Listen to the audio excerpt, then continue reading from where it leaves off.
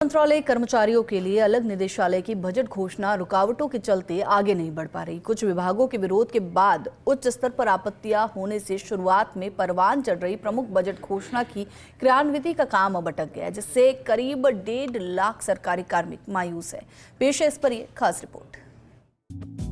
21 अगस्त 2025 को तात्कालिक मुख्य सचिव सुधांशु पंत ने मंत्रालयिक सेवा निदेशालय गठन की पूर्व की बजट घोषणा के क्रियान्वयन की दिशा में कदम उठाने के निर्देश दिए थे, लेकिन उसके बाद इस प्रकरण का अटकने, भटकने और लटकने का दौर जारी है। हाल ही में विधानसभा सत्र में नेता प्रतिपक्ष टीकाराम जूली ने अतारांकित सवाल किया था कि मंत्रालयिक व अधीनस्थ सेवा के कर्मचारियों के लिए निदेशालय गठन की घोषणा की थी और यदि हाँ तो क्या निदेशालय का गठन कर दिया गया है।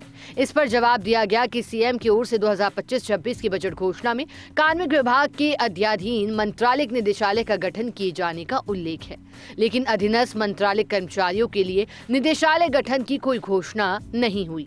बजट की बिंदु संख्या 63 की घोषणा की अनुपालना में राजकीय विभागों में मंत्रालय कर्मचारी अधीनस्थ कार्यालय मंत्रालयिक सेवा नियम 1999 से शासित है।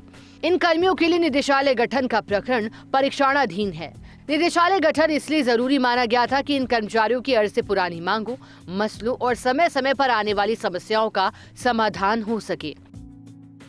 अधीनस्थ मंत्रालय कर्मचारियों की मांग 3600 ग्रेड पे सचिवालय समान वेतनमान की मांग, कनिष्ठ सहायक का आरंभिक वेतन 25,500 रुपए करने की मांग, चयनित वेतनमान 8, 16, 24, 32 को लागू कराना, गृह जिले में समायोजन की है प्रमुख मांगे। अधीनस्थ मंत्रालयिक संवर्ग को सचिवालय के समान वेतनमान, सहायक प्रशासनिक अधिकारी ग्रेड पे 4200, पदोन्नति के अवसर और उप निदेशक प्रशासन का नवीन पद ग्रेड पे 8700 में सृजित हो।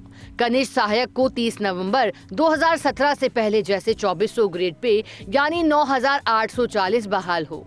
साथ ही 7वें वेतनमान में शुरुआती वेतन 25,500 किया जाए। पंचायती राज संस्थाओं में कनिष्ठ सहायक के 10,000 पद की फिर बहाली हो। मंत्रालय कर्मचारियों को अन्य विभागों के समान राज्य कर्मचारी घोषित किया जाए।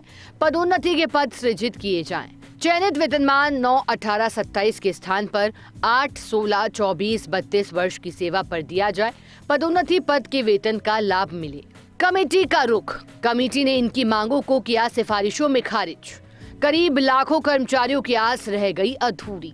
2017, 2018 और 2023 के विरोध प्रदर्शनों के बाद भी रह गई अधूरी। कमेटी का मत, स्टेट पैरिटी आधार पर अन्य कैडर संवर्ग ऐसी ही मांग करेंगे जिसका कोई अंत नहीं, इसलिए इसे संशोधित करने की कोई जरूरत नहीं। इससे हुई मंत्रालयिक संवर्ग में निराशा, जिसके बाद अधीनस्थ मंत्रालय कर्मचारियों के लिए अलग निदेशालय के गठन की घोषणा पर अमल करना शुरू हुआ, लेकिन अब ये काम भी अटक गया। रुकावट के मुख्य कारण, सेल्स टैक्स विभाग, कलेक्ट्री ऑफिस सहित कुछ ऑफिसों ने निदेशालय गठन का विरोध करना शुरू कर दिया।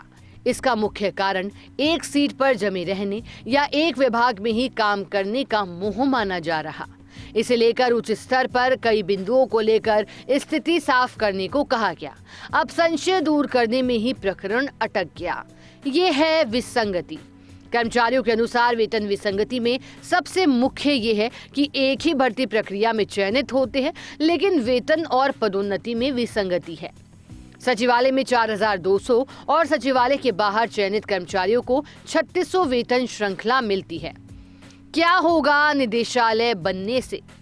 निदेशालय गठन होने पर राजस्थान के सभी मंत्रालय कर्मचारियों की वरिष्ठता सूची एक जगह तैयार होगी।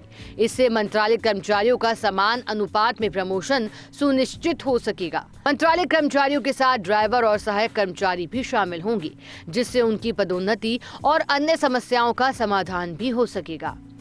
राज्य भर के मंत्रालय कर्मचारियों के संस्थापन, पोस्टिंग और पदोन्नति से जुड़े मसले एक ही जगह से निपटाए जा सकेंगे।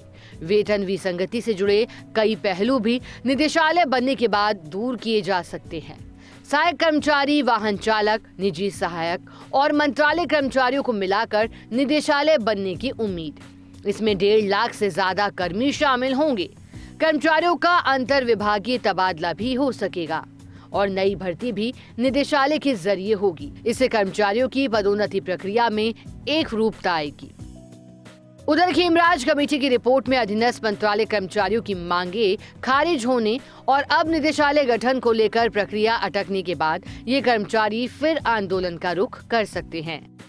अब उम्मीद की जा रही है कि इस प्रकरण में लटकाने, भटकाने और अटकाने का दौर खत्म होगा और सही अर्थों में निदेशालय की स्थापना की ओर कदम बढ़ाए जाएंगे ताकि हजारों मंत्रालयिक कर्मचारियों का भला हो सके। कैमरा पर्सन जितेश के साथ Rituraj Sharma, First India News, Jaipur.